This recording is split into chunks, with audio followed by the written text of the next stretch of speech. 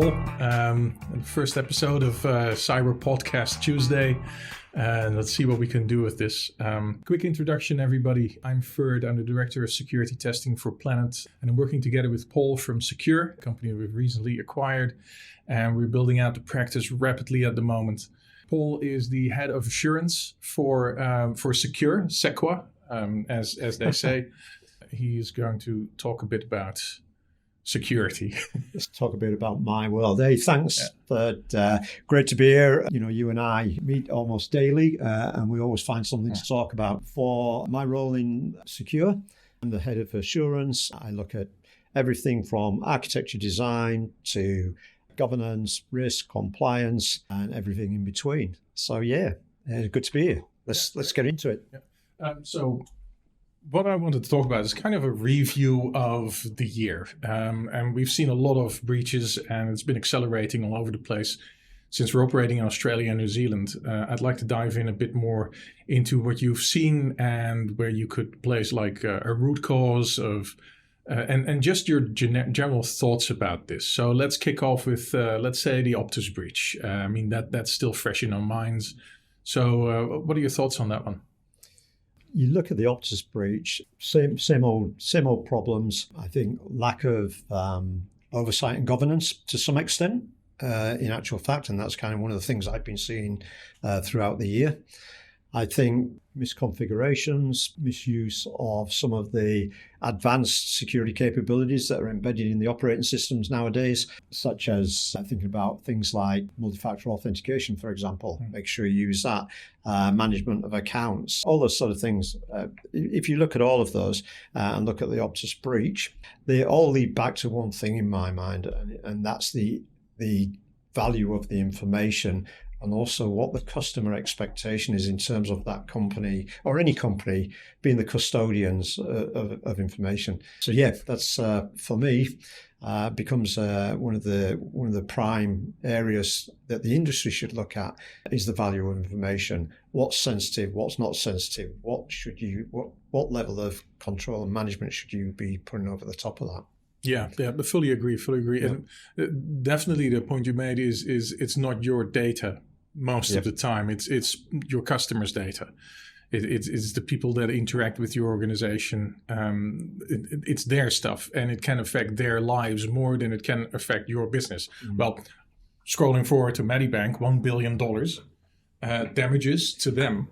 And then the knock-on effect of a lot of people's lives being destroyed through identity theft. I was just going to say that you know, and you see these huge breaches almost weekly nowadays, and $1 billion, and guaranteed Medibank will recover from that reasonably quickly. Once their reputation, people forget and move on to the next one.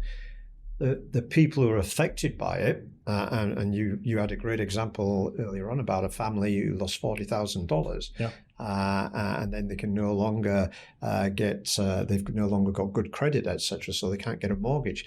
That's where the real issue is. The organisation, the business moves on, but it's so the damage to the individuals.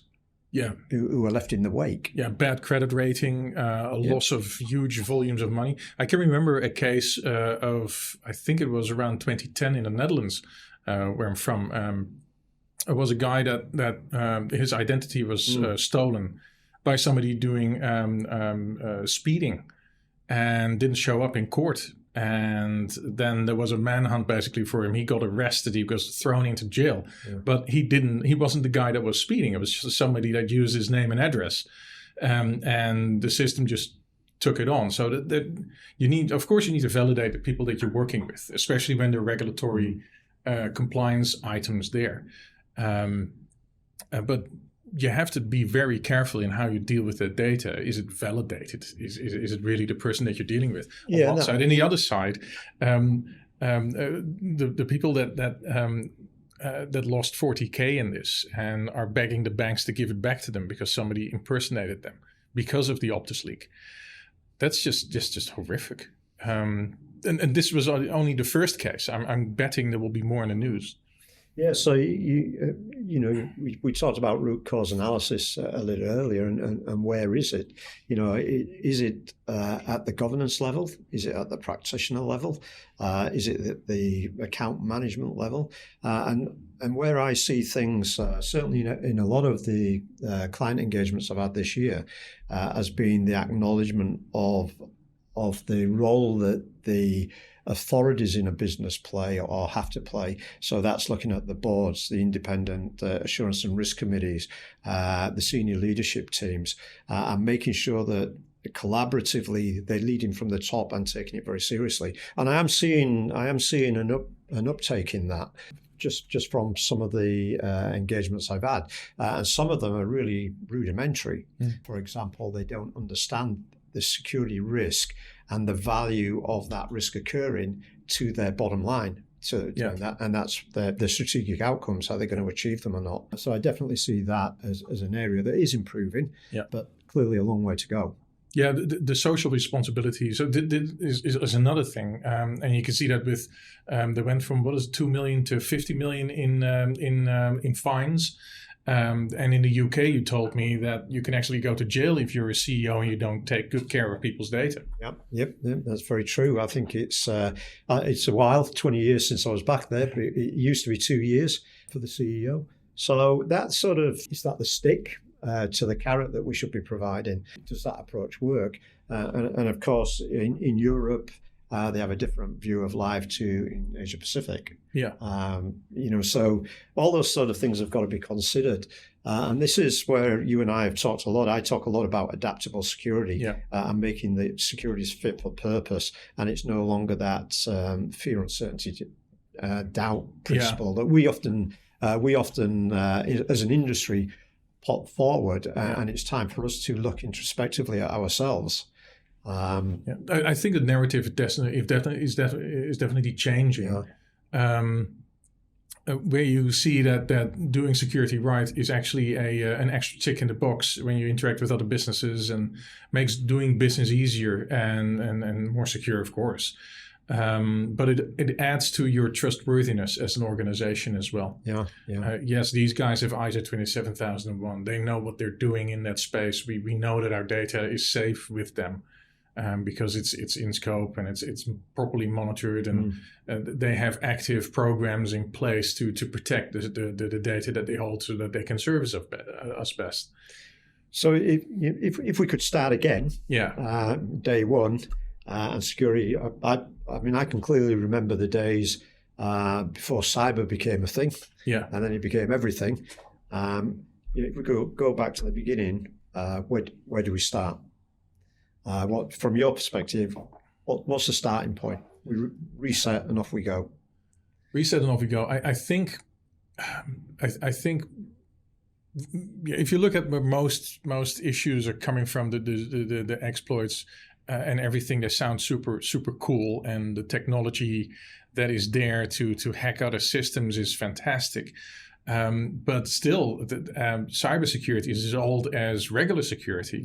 We're talking about people doing bad things, and it starts and it ends with people. It's all about individuals attacking other individuals by any means that are available to them. And now we're living in the digital age with digital transformation and everything.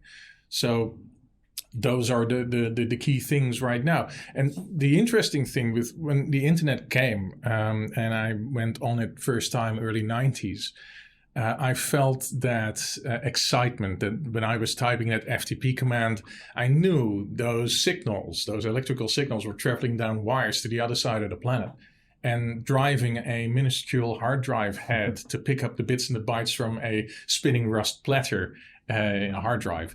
And send it back to me via that same connection, or maybe a different connection. And I found, okay, well, that's actually interesting, because I can influence something physically on the other side of the planet right now.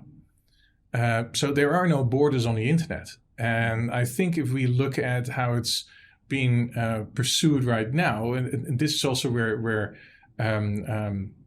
police are having the biggest issues. So if somebody from a foreign country is hacking into a company in your country, how do you go after them? You have to tie those those relationships, you need to get people closer in that space. And I think a cyber police is something might form out of this eventually. That has kind of a global reach, but is existent based on the different police departments that sign up to that.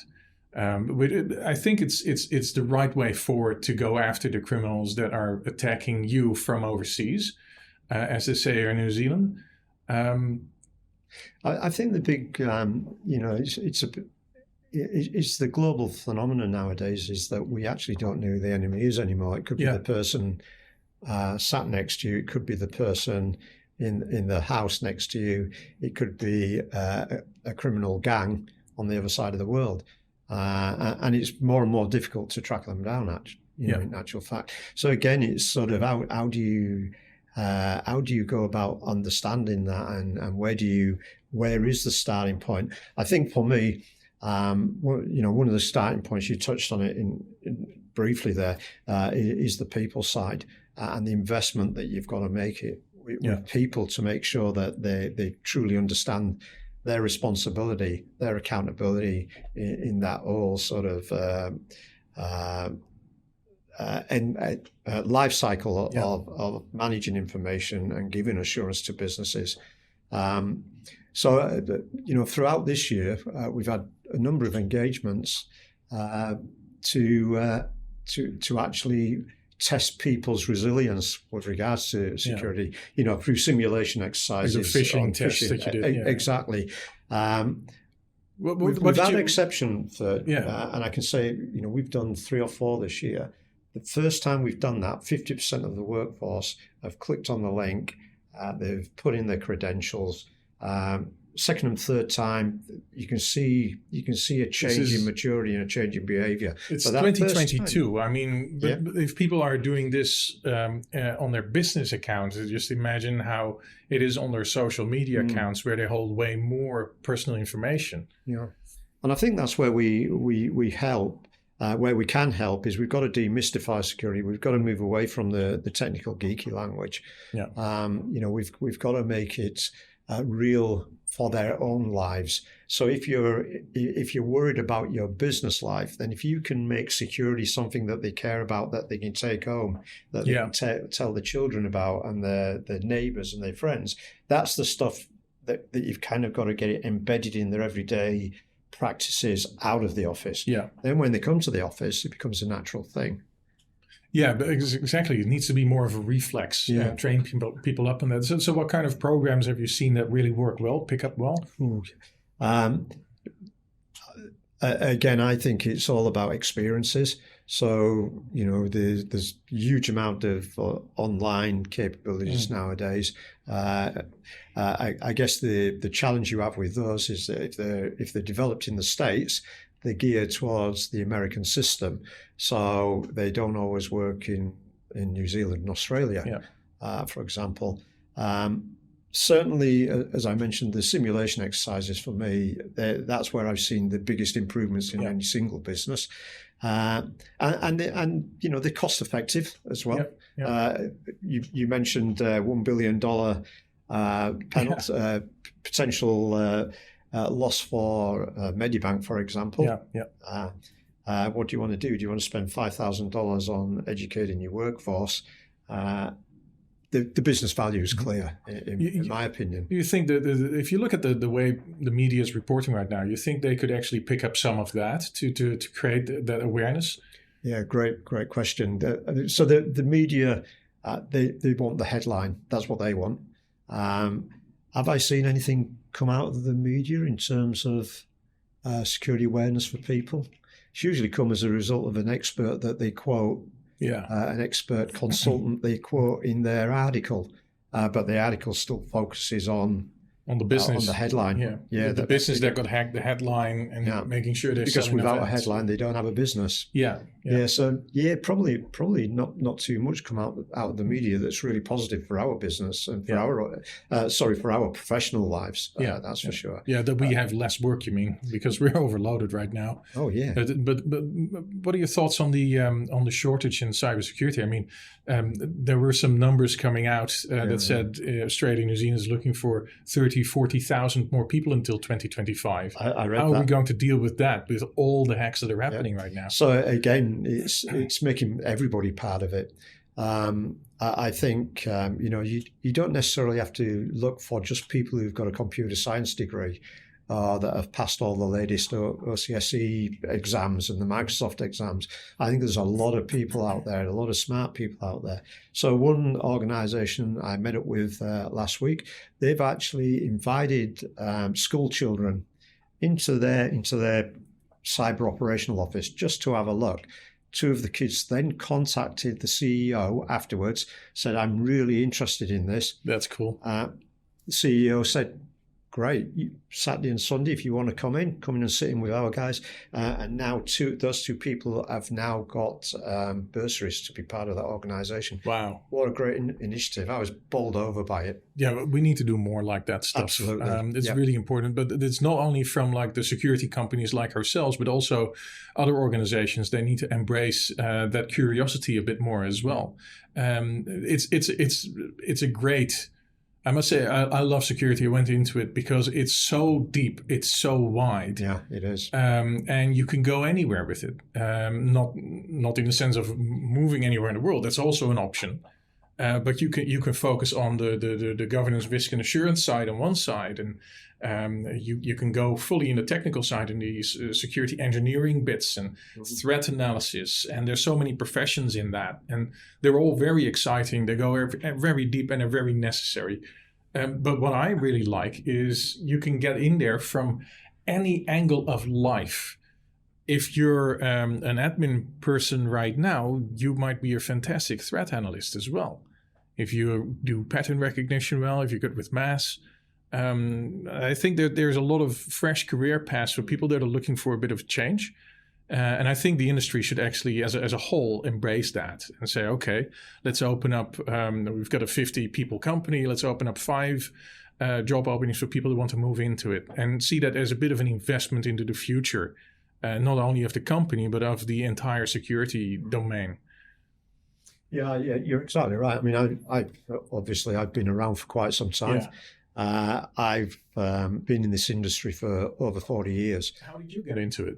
I started life as a radio engineer. That was actually, when you were mentioning there about your ones and zeros, I started with Morse code. Go back not quite smoke the longs and shorts, not quite smoke signals, but Morse code is where I started my life, and understanding that. And for me, that was, these dots and dashes actually mean something, and people understand them. And you can send it from the UK as a radio amateur, and someone in America can actually hear what you're sending.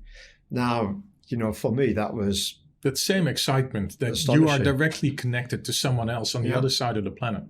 Exactly right. And so it's really no different today. Yeah. You're still connected to everybody. It's just a lot more longs and shorts that you send over the absolutely, a lot more information. You're exactly right. So that's how I started my life, and got into radios, and moved from radios to what was called fast and cipher-boarded signals at the time, i.e. typing on a keyboard and sending Morse on a keyboard. Rather than a Morse key. And then I got into satellite communications and etc. So you're right, huge scope in this business, and completely transferable skills as well. So just because, as you said, just because today you're an admin person, tomorrow you could be the next Bill Gates. And not necessarily Bill Gates himself. But, you might not want to be, no. You might not, yeah. So that's interesting. If you come from a different background, you also bring that background with you. Yeah. And that adds perspective. Yeah. And I think perspective is one of the key drivers in our space. Fresh perspectives are also always necessary, because you have that hacker mindset, that attacker mindset, as some might say. And they always look from all angles, and the more angles you can look at it from your perspective, the better you can protect an organization as well. Yeah, and I think it's the mentoring that you can give as well to people coming in the industry. That's absolutely critical. Is that you use all those experiences. All fiber. The principles are still the same. Principles are the same, and it is all about connecting people in the right way. What are your thoughts on the Medibank responses that you've seen so far? I mean, the first time they were in the news and they said they got hacked. And they said, there was no evidence that anything was taken. And then suddenly it was 2 million. Now it's 4. Then it was 4 million. Now we're 9.7 million and counting. How many times have you heard that? Yeah. Without a doubt, every major breach is, as far as we are aware, no customer data was exposed. Yeah. That as far as we are aware. To Medibank's credit, if there any credit can be given, they haven't paid the ransom fee. Yeah, that's good. That's good. Yeah. Point number one. Yeah. As the information has been slowly dripped, I think there's 5 tranches of files being dripped now. They've opened up and they've started advising people. I think the breach occurred on the 11th of October. Yeah, it was nearly a month before they actually put the hand up and said, "Oh yeah, by the way, we've been done." Could they have done it better? Absolutely. You know, there's no doubt about that. In terms of them being custodians of that data and doing the right thing by the people. Yeah, that's probably point number one. I think point number 2 is also looking internally at their own practices, because clearly, for a system administrator, for that account to be compromised internally. Yeah, that's in this day and age is a fundamental rookie error. Yeah, it doesn't need to be, but there is investment required to get to that level that it's not possible. And if it even happens, then you can still know that it happened. You can have an alert on that of some sort and then respond correctly. And I think in this day and age, you've got to assume that at some stage you're going to get caught. Yeah. So it's not if, it's when. That's what they say. Yeah, absolutely. And if you fail to plan, you plan to fail. And that's where I was just going to come in. Again, an awful lot of what I'm seeing this year for me is from our clients is we don't have a business continuity plan. We don't have a disaster recovery plan. We've never practiced our cybersecurity incident response plan. So I am seeing quite a take up from that now, where boards are saying, "Hey, we want that level of assurance. Have you tested it? Can you give us the assurance that we need to make sure we satisfy our strategic outcomes and our stakeholders?" Yeah. So there is. It's not all bad news. I have to say. And what I see with companies that are actually well prepared is that they gain more trust and loyalty from the people that they do business with. So security actually is a business enabler from that perspective.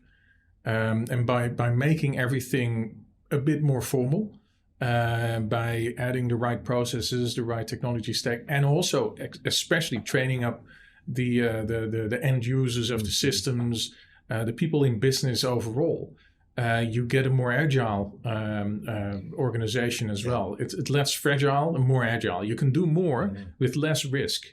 You can move faster with less risk if you have the foundations in place for that speedy change. Because right now with digital transformations everywhere, companies are accelerating to match the speed of the markets. And you need to be able to do that in a secure way. Otherwise, you lose the trust, your credibility, and your customer loyalty in that space. Where do you see where the big takeaways are in that space? Again, I from my perspective, so I get involved with an awful lot of helping businesses to understand their risk footprint, their security risk footprint, and inevitably, the biggest consequence statement that I see from the business is reputation harm. They're absolutely focused on maintaining reputation because there's always someone there ready to step into your shoes. So I do see that as again one of the the positive movements that I'm seeing, an acceptance of that accountability, and I think that's the key, is the acknowledgement of the business leaders' accountability in terms of how security can add the value that's needed. So that's where I think the biggest takeaway is reputational, and the direction's got to, and the acceptability's got to come from the top. Yeah, when you do assessments, you walk into organizations and you interview people around, do you find that most of them are quite fearful when talking about security, or where does it come from? Yeah, I think it's because there's a little bit of an auditor's mindset from the business's perspective. So you've got to go in there, it's a narrative I always use, is I'm not here to test your systems. I'm not here to test you. I'm here to help look at areas where you can improve. So I tend not to talk about things like, I like to give it more of a positive turn of language with regards to how security is used. So I'll talk about things in terms of process improvement, and not so much about here's all your shortfalls. It's kind of no, this can actually make you better, and that's the language. And it's definitely checkbox compliance in my opinion is not something that's of any great use to an organization. You can't get too much continuous improvement out of that. You can get better improvement out of getting the mindset right. And showing people certain security-like perspectives. That's something I see when we do penetration testing. We show people our reports. The reports are actually secondary to the end result, which is actually showing the business how they can remediate it. And that will actually teach their engineers and developers not to make the same mistake the next time they develop it. So they speed up development next time to get less issues. And I've worked with a couple of companies, a number of companies when I think about it, with specific teams in there, and we were kind of embedded at the end from the beginning to assist them in architecting it, configuring it, and even coding it and showing them ins and outs. And then when the pen test came, we found nothing. Not that we're bad pen testers, but these developers really picked up on how to do it right from the get-go. And the time to market for those businesses just accelerated that way. It was fantastic to see. Yeah, and you're exactly right. The sooner you can involve security in the conversation, then the more likelihood of... I think, first of all, transformation's complex. Yeah. So if you can understand the complexity, then you certainly have a better... the likelihood of a better outcomes going to be more consistent and more acceptable. Definitely agree with you on that one. You get in as early as you can and see it through. So you don't really want discrete security services at the end point, because there's a lot of pain involved with that. Well, you want some of that, but you need to spread it over the entire life cycle, and really from the idea that pops into somebody's mind, hey, we could benefit from this, I agree, down to the implementation, the use, and then getting rid of it at the end when it's not useful anymore. And it also needs to fit into more enterprise information type structure. You need to know what the value is of all the systems that you have, where it's actually saving you time and money. And then you can also compare that to how critical it is to your business regarding the security posture of it. And you see a lot of systems being connected now that used to be separate pieces. And if you wanted some of the information of system A in B, you needed to type it in manually. Everything's getting connected now. And they're not all created equally in terms of criticality to your business. So again, another good point you alluded to there is understand which parts of your business are most critical. And that could be a technology aspect. It could be a people aspect. It could be your physical working environment. It could be the information. So again, it's looking at it holistically and taking some time to think about that. The holistic view. let's end with some key takeaways here. Key points, or like a 10-second security tip. Let's do that one. What's your 10-second security tip, Paul? I think the cybersecurity and security just doesn't belong in the domain of the technologists. It's business accountability. It's all of organizational responsibility. And so I think it's about collaboration. It's looking at the end-to-end system and making sure that everybody understands their part, the part that they've got to play. So that would be my 10-second takeaway is make everybody part of the solution. Make everybody part of the solution. I think that's a fantastic way to end this one. I'd like to thank everybody that has been watching this, and I hope this gave you some fresh insights. And see you next time.